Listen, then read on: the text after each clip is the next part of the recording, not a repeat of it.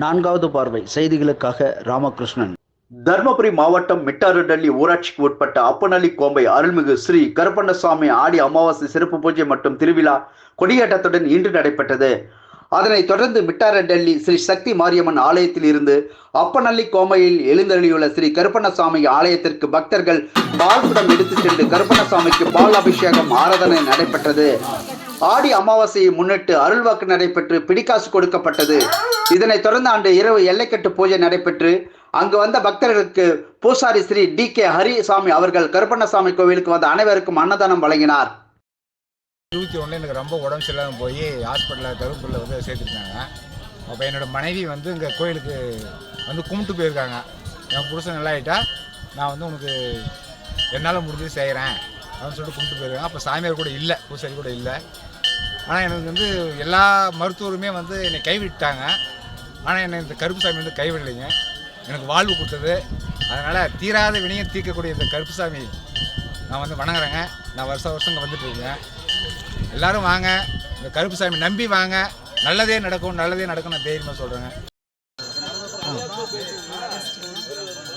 Hi friends, எல்லாருக்கும் வணக்கம். நான் நலியும் மிட்டாரடள்ளி பஞ்சாயத்து அப்பநள்ளி கோம்பை இதில் வந்துட்டு என்னென்னா நான் நினச்சது எல்லாமே நடந்துருக்கு. என்னென்னா நான் இந்தியன் வங்கியில் வந்துட்டு நான் கிளாஸ் போனேன், பியூட்டி பார்லர் கிளாஸுக்கு. அங்கே வந்து நிறைய பேர் எதிர்பார்த்தாங்க ஃபஸ்ட்டு ப்ரைஸு, ஆனால் நான் எதிர்பார்க்கல. ஆனால் வந்து எனக்கு கிடச்சிது. அதே மாதிரி டெய்லரிங்கும் முடித்தேன். ஆனால் அங்கே வந்து ஒரு சப்ஜெக்ட் தான் அங்கே வந்து அலோடு. ஆனால் எனக்கு வந்து பியூட்டிஷியனும் ஆரி டெய்லரிங் 3மே நினச்சது கிடச்சிது. அப்புறமேட்டுக்கு கற்றுக்குன்னு கடை வைக்கலாம் அப்படின்ட்டு எங்கள் வீட்டுக்காரர் சொன்னார். கற்றுக்குன்னு போதும் வேணாம் அப்படின்னு சொன்னார்.